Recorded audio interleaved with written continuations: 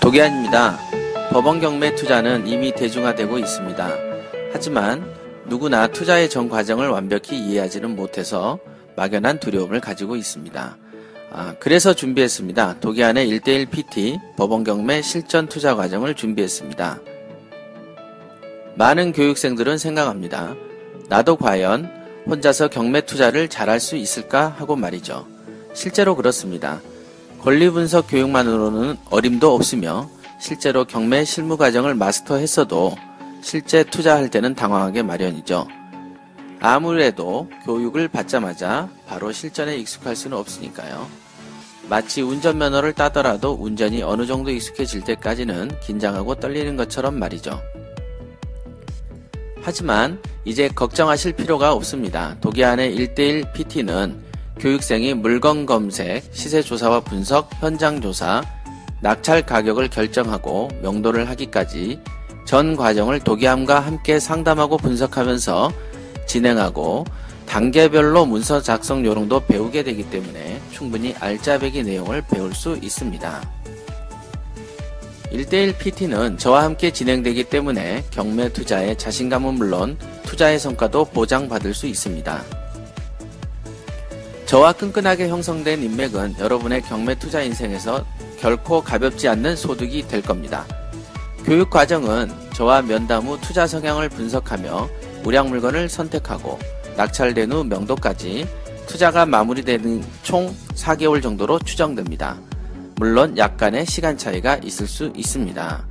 도기안과 함께하는 1:1 PT는 법원 경매 투자자들 누구나에게 경매 실무를 터득할 수 있는 절호의 기회가 될 것입니다.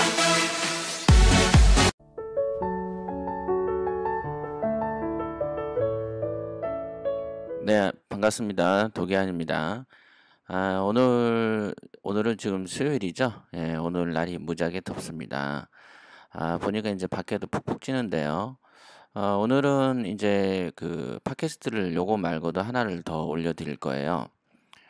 먼저 그 PT 분께서 이제 질문하셨던 것을 몇 가지를 정리를 해봤습니다. 그래서 이제 이 질문을 이렇게 나열을 이렇게 했는데요. 한 9가지 정도인데요. 요거에 대해서 가볍게 이제 설명을 해드리겠습니다. 자, 1번 용어 정리 보시죠. 용어 문의를 드립니다. 환산보증금 초과로 인한 상인법 보호 대상이 아님.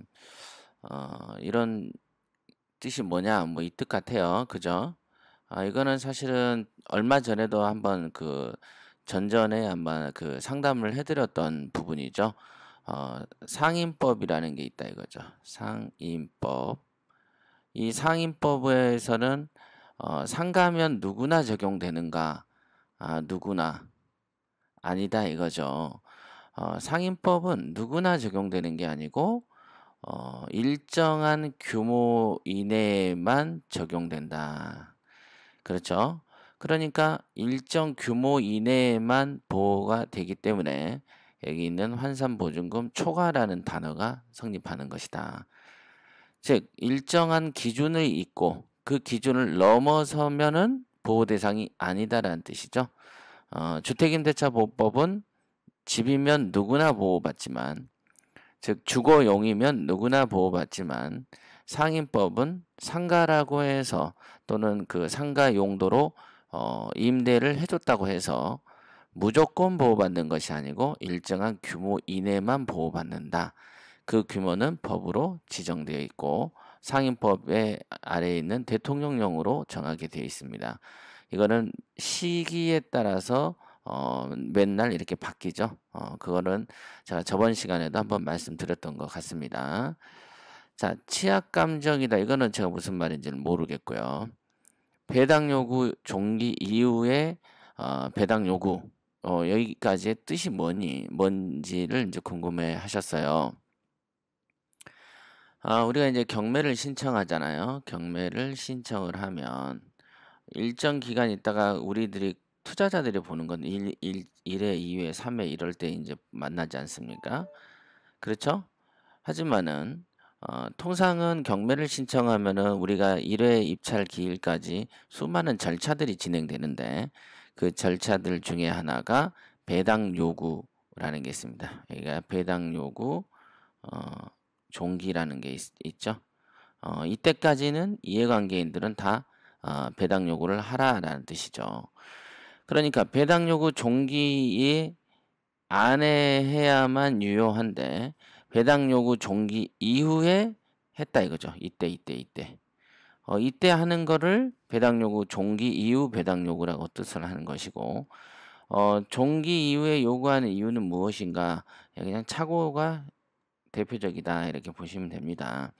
왜냐하면 배당 요구 종기를 넘어서면은 이익을 크게 손해를 보기 때문에 어떤 이유가 있을까요? 손해 보는데 어떤 계략이라든지 정략적인 이유는 없습니다. 다만 착오나 실수인 경우가 대다수다라고 보시면 되겠습니다. 그러니까 이제 통상 경매가 진행되면은 법원에서 어떤 사건 관련 서류가 이렇게 막 날라 들어오는데 그때 이제 임차인들이 소홀하게 응대를 했다가 손해를 보는 경우도 있습니다. 2번 임차인 순위와 대항력에 대해서 간단히 정리 부탁드립니다. 전입신고 소멸기준 확정일자에 따라서 순위 및 대항력이 달라지는데 정확히 정리가 안 됩니다. 이렇게 이제 얘기를 해주셨어요. 이렇게 보시면 돼요. 쉽게 설명을 해드릴게요. 이렇게 기준이 있으면 이게 이제 소멸 기준 아니겠습니까? 그죠? 소멸 기준이면 요 위에 있는 거는 뭐죠? 인수다 이거예요. 아래에 있는 건 소멸이죠. 이게 이제 인수주의, 소멸주의라는 이제 민사집행법의 의미인데, 임차인이 있으면요, 임차인은 전입하고 확정이라는 게 존재하죠. 그 다음 배당 요구 이런 게 존재하는데, A, B, C, D가 있을 때, 요걸 기준으로 해가지고, 전입 신고가 앞에 있으면 이걸 뭐라 그러죠? 선순위 임차인 이렇게 얘기하고, 임차인이면 임차인인데 뒤에 있으면 후순위라는 표현을 쓰죠. 그러니까 선순위냐 후순위냐는 따지는 건 뭘로 따진다? 뭘로 따진다죠? 예, 전입 가지고 빠집니다. 즉 여기에 있는 전입신고가 갖는 의미는 선순위냐 후순위, 즉 순위에 대한 얘기고 대항력에 관한 거죠. 그 다음에 돈 받는 순위 있죠. 확정일자라는 것은 확정일자는 돈 받는 순서입니다. 돈 받는 순서다. 이렇게 보시면 되겠습니다. 그래서 전입신고는 돈하고 상관이 없고 확정일자는 돈 받는 순서다. 전입신고는 이 사람이 대항력이 언제인가, 대항력이 있는가 없는가에 관한 문제다 이거죠. 그래서 대항력하고 관련된 건 전입이고 배당 요구랑 관련된 건 확정일자다. 이렇게 인식을 하시면 되겠습니다. 자, 3번 보겠습니다. 3번. 3번 공부상 답이나 현황은 전이다 라는 뜻이 뭐냐 이거 이렇게 물어보셨어요. 답은 이거죠. 논이죠. 논. 밭에다가 물이 대지는 거를 답이라고 하고 그냥 전은 그냥 물이 안 들어온 것, 즉 축축하지 않는 것을 전이라고 하고 축축한 걸 논이라고 하죠. 이게 이제 답이죠. 논답 이런 뜻이죠. 이런 경우들이 있어요. 대부분 논이라는 거 이렇게 길에 이렇게 폭 꺼져 있죠. 이렇게 도로변에. 그런데 여기가 이렇게 메꿔가지고 이렇게 평탄해지면은 이게 보면은 논농사를 못 짓죠. 예. 그러다 보니까 전에 밭농사를 할 수 있는 밭작물을 이렇게 키우는 경우들이 있어요. 그게 이제 현황상 밭이 되는 겁니다. 그래서 이렇게 이제 그 돋아져 있는 것, 이런 거는 현실을 쓰다 보면은 주인들이 사용하다 보면은 오랜 기간에 사용하다 보면은 공부와 현황이 달라지는 경우들이 있죠. 상이해집니다. 이런 경우에 우리가 이제 입찰을 해서 그렇죠. 그러니까 우리가 예를 들면 단독주택 같은 경우도 사실 따지고 보면은 뭐 특별히 뭐 관공서에 신고하고 뭐 건축하나요? 웬만한 거는 그냥 사소한 거는 이리저리 고치죠. 공부하고 좀 달라지는 경우들이 가끔 생기지 않습니까? 그런 정도로 인식을 하시면 되겠습니다. 아무래도 이렇게 땅이 이렇게 밑으로 꺼져 있는 논 상태라기보다는 현황이 돋아져 있으면 가격은 더 받겠죠. 그렇죠. 이거를 메꾸는 작업을 하면 돈을 더 올려서 받기도 합니다. 이 흙을 어디서 이제 가져다가 메꾸죠. 자, 4번 토지만 매각은 낙찰후 지료를 받는데 건물만 매각은 지료를 줘야 되는 입장인데 건물만 매각에 입찰하는 이점은 무엇인가요? 예, 간단하죠. 지료를 이런 거죠. 예를 들면 일정 규모의 20평짜리라고 보시죠. 20평짜리 전세를 사는데 어디가 예를 들면 1억 5천이다 이거죠. 1억 5천인데 20평짜리 건물이 나왔다 이거죠. 건물이 나왔는데 지금 아무도 안 사요. 전세 가격이 1억 5천인데 건물 가격이 한 7천이다 이거예요. 7천. 그러면은 사실 전세를 낀다라고 하면은 이 사람이 1억에 월세를 준다면 얼마를 줘야 됩니까? 50을 줘야 되잖아요. 1억에 50을 줘야 되는데 그냥 7천만 원에 낙찰을 받았다고 생각해 볼까요? 그렇게 돼버리면은 전세 1억 5천짜리 1억에 50만 원짜리 집을 7천에 잡아서 자기가 소유자죠. 그랬을 때 사용료를 주잖아요. 사용료, 지료. 땅 사용료가 이 50만 원보다는 훨씬 낫다라는 것이죠. 그럴 확률이 훨씬 높습니다. 왜냐하면 임대차 할 때 이거는 연 12%를 기준으로 통상하지만 이 경우에는 뭐 3% 정도밖에 안 되거든요. 지료는. 그죠? 그러니까 당연히 건물만 입찰해서 오히려 사용료를 주면서 싸게 집을 살 수 있다라는 점. 이 점은 괜찮죠. 그런 측면에서 이익이 있다. 이렇게 입찰하는 이점이 뭐냐? 그런 측면에서 이익이 있다라고 보시면 됩니다. 자, 예상 배당표를 보면은요. 최저가 입찰 금액에 따라서 1순위, 2순위 입점 비율이 달라지는데 거의 맞다고 판단해도 되나요? 예, 맞습니다. 거의 맞다라는 표현은 맞고요. 간혹 틀리기도 합니다.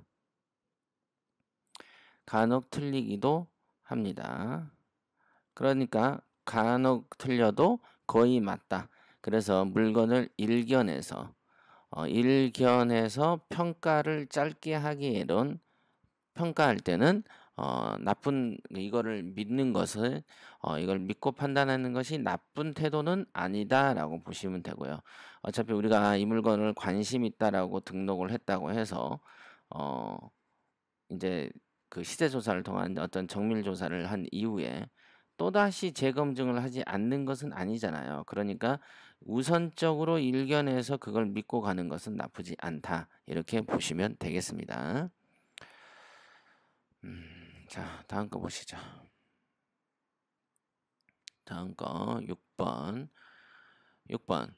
낙찰 금액 외에 세금, 법무비용, 명도비용 감안할 비용을 몇 프로 정도 생각을 해야 됩니까? 이렇게 물어주셨어요. 자, 보시죠. 제가 하나 표를 스크랩을 했습니다. 이렇게 보시면 이렇게 있죠.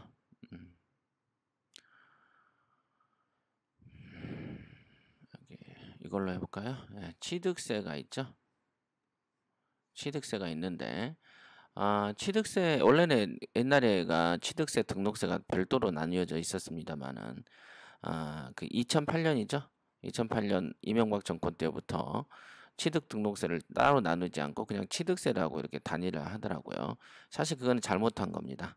취득세 따로 있고 등록세 따로 있는 거는 용도가 분명히 다르기 때문에 이 용어를 이렇게 혼동되게 만들 이유가 없어요. 그러니까 막 그 헷갈리는 지방세법에서 헷갈리는 것들이 많습니다. 이것 때문에 이름을 취득세 따로 등록세 따로 이렇게 나눠야 되는데 그렇게 놓지 않음으로써 생기는 헷갈림이 있습니다.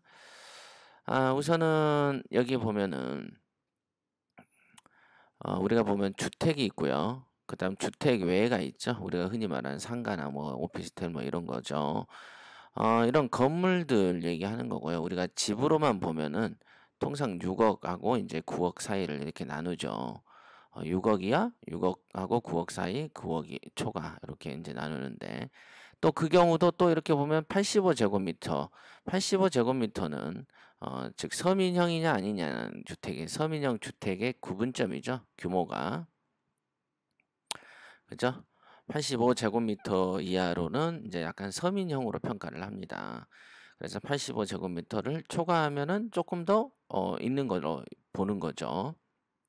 그래서 보면은 같은 6억 이하인 경우에는 85제곱미터를 초과하는 경우와 이하인 경우를 보시면은 농특세 부분이 살짝 이제 올라가죠. 예, 올라가고 같은 6억에서 9억대 사이도 살짝 0.2포인트 농특세 관련이 좀 늡니다. 여기 그러죠? 9억 초과도 똑같이 늡니다. 그러니까 6억 자 이게 6억 9억이 있으면 요 A 구간이 있고 B 구간이 있고 C 구간이 있는데 취득세가 1, 2, 3 이렇게 돼 있죠? 그죠? 9억 초과는 3, 1, 2, 3 이렇게 이제 이렇게 나눠져 있습니다. 여기 A, B, C 그러면 1%, 2%, 3% 이렇게 나눠져 있고요. 그 안에서도 85제곱미터로 봤을 때는 약 0.2포인트 정도가 이렇게 인상된다라는 것이죠. 인상. 왜? 농특세 부분이 0.2, 0.2, 0.2가 아니다. 여기 아니죠. 이 부분이 인상된다. 이렇게 보시면 됩니다. 그래서 이제 어찌됐든 이런 거는 이제 애워도 금방 여러분이 애웠다 가지고 적용 좀 시킬라 그러면 또 내년에 또 바뀝니다. 그러니까 이런 걸 저도 아예 신경 안 써요. 솔직히 지금 물어보시니까 이렇게 찾아보는 거고요. 합계세율 여기만 보세요. 여기만 보시는데 보면은 6억 이하는 1.1, 1.3 아닙니까? 이런 경우는 저 같은 경우 그냥 3 봐버립니다. 그냥 통상 3. 여기도 한 3에서 한 4 봐버리는데 한 이쯤 되면은 4나 5를 봐버리죠. 요래 돼버리면 한 5.5나 6 봐버리죠. 6 이렇게. 왜 이렇게 보는가?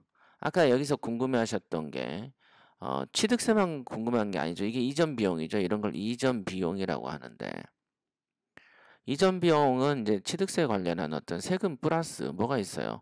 법무 비용이 또 듭니다. 법무 비용, 즉 법무사들한테 줘야 될 돈들이 있고 기타 뭐 국민주택의 어떤 채권 같은 게 있지 않습니까? 그 다음에 기타 관련된 잡비들이 들어가기 때문에 실제로 이렇게 3, 3, 뭐 4나 5 이렇게 봐버리는 게 저는 일반적이라고 봅니다. 3이나 4나 5를 이렇게 봐버리세요. 그러면 그 예를 들면 2억의 낙찰을 받았다 그러면 3을 보면은 600만 원 정도고 4를 보면 800 정도고 5를 보면 1000만 원 정도가 내가 별도로 추가되는구나 라고 인식을 해버리면 어차피 법무 비용은 이런 부분 지금 이 비용과 관련한 것은 비용이 명확해질 때 추후 제출하는 것이지 실제로 이 돈이 나가는 것들이 아니잖아요. 그래서 구체적으로 얼마인지를 굳이 이런 걸 막 계산해 가지고 뭐 이렇게 할 이유가 없습니다. 그래서 항상 제가 말씀드리지만 about 개념에서 접근하시라. 이렇게 얘기를 합니다. about 개념에서 접근하라. 이렇게 그래서 3, 4, 5 이렇게 보세요. 6억은 3, 6억, 9억은 한 4, 9억 초과는 한 9억 초과는 한 요것도 한 5 정도 봐도 넉넉하고 아마 5가 안 될 거예요. 상가는 6을 이제 볼 수도 있겠네요. 하지만 덩어리가 커지기 때문에 6보다는 조금 처질 거예요. 그래도 예를 들면 3억의 낙찰을 받았다고 해도 3억에 6이면은 1800이고 5면은 1500이죠. 그죠? 9억짜리라고 해볼까요? 9억짜리에 5면은 5, 9, 45, 4500이고 6이면은 6, 9, 54, 5400이죠. 그러니까 900만 원 차이예요. 즉 이런 9억짜리에 900 정도 차이가 나는 오차이기 때문에 뭐 커다란 어떤 투자하는데 지장이 있거나 그렇진 않습니다. 그러니까 그런 값다라고 생각을 하시고 어바우트 개념에서 조사를 하고 계산을 때리시라 이렇게 제가 말씀을 드릴 수 있겠습니다. 그쵸? 요거 있죠? 자, 건축물 대장에 위반 건축물로 등재된 물건을 물건 선정에 고려해야 되나요? Yes. 예, 고려해도 됩니다. 그래서 왜 그러냐면 위반성의 규모 파악을 하셔야죠. 위반이 심각한 정도냐. 예를 들면 여러분이 빵을 하나 사서 먹는데 곰팡이가 심각한가? 심각하지 않는가에 따라서는 빵을 먹을 수도 있고 버릴 수도 있죠. 그렇게 인식을 하시면 되겠습니다. 자, 8번 채무자와 소유자가 틀릴 경우 유의해야 될 내용은 없습니다. 특별하게 이제 존재하지 않는다 이렇게 보시면 되고요.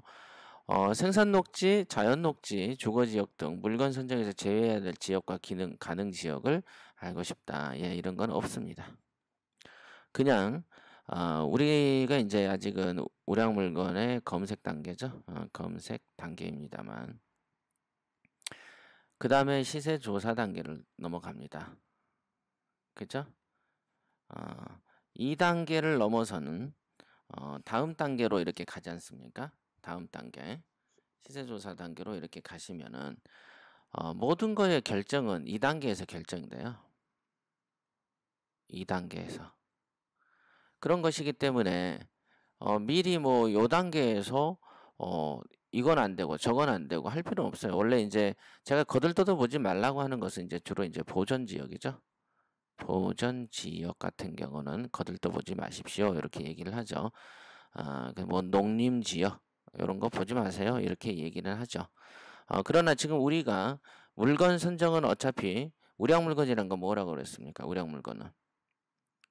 우량 물건은 뭐라 그랬죠? 투자 당시에 전국에서 가장 좋아야 되는데 이런 물건들이 가장 좋은 거에 순위에 끼지도 않습니다. 고민 대상이 되지도 않아요. 그러니까 굳이 이런 거를 구별을 하는데 정력을 쓸 이유가 없죠. 그냥 신경 쓰지 마시고 전국에서 가장 좋은 거를 찾는데 혈안이 되시면 되겠습니다. 자, 오늘은 이 상담이 상당히 그 알찬 상담이 된 것 같습니다. 여기까지 하겠습니다.